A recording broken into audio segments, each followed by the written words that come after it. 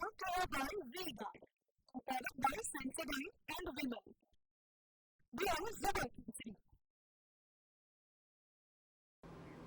નમસ્કાર, હું ચિરાગ. મહાત્મા ગાંધી પછી બીજા ગાંધી એટલે રાહુલ ગાંધી. મહાત્મા ગાંધી તો થોડા લુચ્ચા હતા. કૂતરા બિલાડા, રોટી બેટી, કોળિયા કૂટાય અને ધોળિયા ચૂંટાય, આ બધા શબ્દો વાંધાજનક છે, અપમાનજનક છે.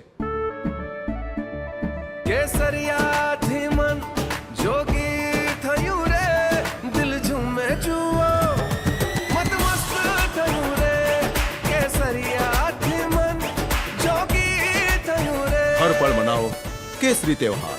વિમલ, બોલો જુબાન કેસરી. પરંતુ આ બધું જ બોલે છે આપણા નેતાઓ. ચૂંટણી પ્રચારમાં શબ્દોની ગરિમાનું ધ્યાન રાખ્યા વગર જ બસ આવું બોલ્યા કરે છે આપણા નેતાઓ. ઘણીવાર વધુ પડતા ઉત્સાહમાં આવીને તો ઘણીવાર વિપક્ષને ટાર્ગેટ કરીને આ બધું બોલાતું હોય છે. સભામાં લોકોની હાજરી હોય એટલે આવી વાતો પર તાળીઓ પડતી હોય છે, પણ સામાજિક રીતે આ જરા પણ ચલાવી લેવાય તેમ નથી.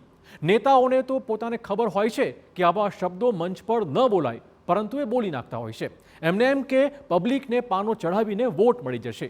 પરંતુ શું ખરેખર આવા વાણી વિલાસની કોઈ અસર વોટ બેંક પર થાય છે ખરી? ઇલેક્શન કમિશન આ બાબતે શું કરી શકે? આ જ મુદ્દે જોઈએ વિશેષ રજૂઆત નેતાઓની બડાઈ વાણીમાં વાયડાઈ. તો નિવેદનબાજી, ભાષણબાજી અને આક્ષેપબાજી કરવામાં ઘણીવાર નેતાજી જ બાજી બગાડી મૂકતા હોય છે, બાજી પલટ નાખતા હોય છે. કારણ કે ઇલેક્શન હોય એટલે ખણખોદ કરીને પણ વિવાદિત મુદ્દાઓ ઊભા કરાતા હોય છે. આવા સમયે કોઈ નેતા ભૂલ કરી બેસે તો વિવાદો થવાના જ. પહેલાં વાત કરીએ કોંગ્રેસના નેતા રાજ્યગુરુની, કે જેમણે રાહુલની પ્રશંસા કરવા માટે તેમની તુલના કરી મહાત્મા ગાંધી સાથે. જોકે વિવાદ વકરતા તેમણે પોતાના નિવેદનથી પલટી મારી દીધી. બીજી બાજુ ભાજપના નેતા અને પ્રધાન કનુ દેસાઈ પર કોંગ્રેસનો આરોપ છે કે તેમણે કોળી સમાજનું અપમાન કર્યું છે. તો ભરૂચના આપના ઉમેદવાર ચૈતર વસાવાએ મનસુખ વસાવા પર પલટવાર કરતા બોલી નાખ્યું કે કૂતરા બિલાડા લાવવાનું કામ મનસુખ વસાવા કરે છે. બીજી બાજુ રાજ્યમાં ક્ષત્રિયોનો રોષ યથાવત રહ્યો છે. પાટણના ચારૂપ ગામમાં ભાજપના કાર્યક્રમ દરમિયાન ક્ષત્રિયોએ દેખાવ કર્યા હતા. બળવંતસિંહ રાજપૂતની હાજરીમાં તેમણે વિરોધ નોંધાવ્યો હતો.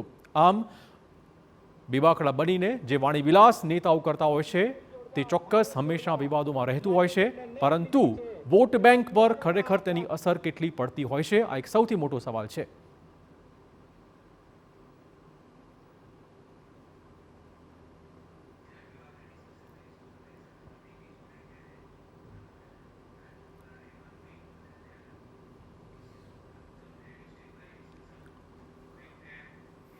તો આ બેફામ નેતાઓના વાણી વિલાસ પર લગામ ક્યારે અને એની શું અસર પડી શકે તેમ છે. વધુ વાત કરવા જોડાશે બીજેપીના નેતા એવા અશ્વિનભાઈ બેંકર આપણી સાથે છે, અને સાથે જ કોંગ્રેસના નેતા હેમાંગભાઈ વસાવડા પણ રાજકોટથી આપણી સાથે જોડાયા છે. સૌથી પહેલાં અશ્વિનભાઈ આપને પૂછીશ, કનુ દેસાઈએ આજે જ કોળી સમાજનું અપમાન કર્યું તે પ્રકારનો કોંગ્રેસનો આરોપ છે.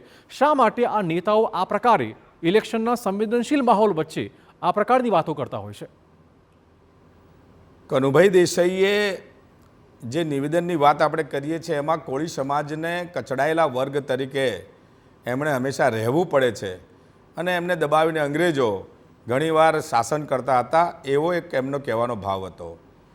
અત્યારે વિષય ચાલે છે, ઇન્દ્રનીલજીએ ભારતના અને દુનિયાના જે સત્યના માર્ગે ચાલેલા એવા ગાંધીજી એમને લુચ્ચા કહ્યા છે.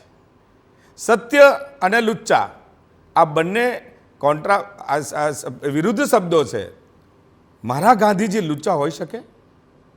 આ સૂંઠના ગાંગડે ગાંધી બનવા નીકળેલા આવા કોંગ્રેસના નેતાઓ ઝડપથી પોતાની રાજનીતિ ચમકાવવા માટે દેશના મહાન નેતાઓને આ રીતે અપમાનિત કરી રહ્યા છે. અપમાનિત કર્યા છે ત્યારે પ્રજા જોઈ રહી છે. પ્રજા એ ચોક્કસથી ચૂંટણીઓમાં એમને સબક શીખવાડે છે, પરંતુ એમને એવું લાગે છે કે આવું બોલવાથી રાહુલજી એ પૂજ્ય ગાંધીજી બની જશે. તો મેં કહ્યું એમ, ગાંધીજીને બનવા માટે કેટલી આ દેશની ઔષધિઓને જોવી પડે, ગાંધી બનવું પડે. રૂપાલા વિશે શું કહેશો? પછી રૂપાલા વિશે શું કહેશો? રૂપાલાજીએ રોટી બેટીની પણ વિવાદ થયો છે, હજી લડત યથાવત. રૂપાલાજીએ એમના શબ્દોમાં ક્યાંક ક્ષત્રિય મહારાજાઓ માટે બોલાઈ ગયું તો એની ખરા દિલથી માફી માગી. ભારતીય જનતા પાર્ટીએ માફી માગી, સૌએ માફી માગી અને ગઈકાલે આદરણીય વડાપ્રધાન નરેન્દ્રભાઈ મોદી સાહેબ આવ્યા, એમને પણ જે રાજા મહારાજાઓને દુઃખ લાગ્યું હોય એ રાજા મહારાજા જામ સાહેબથી લઈને માંધાતાસિંહજીથી લઈને સૌએ રાષ્ટ્રના હિતમાં ક્ષત્રિયોએ ભારતીય જનતા પાર્ટીને મત આપવા માટે આહવાન કર્યું છે. એટલે કે એમણે ક્ષમા આપી છે, ક્ષત્રિય ધર્મ ઓકે, નિભાવ્યો છે. ઓકે. આ હવે જે આંદોલન ચાલે છે સમજી એ ગયો. કોંગ્રેસ પ્રેરિત છે. Okay. Brought to you by Vega, powered by Sensodyne and Vimal. They are Zebra Cases.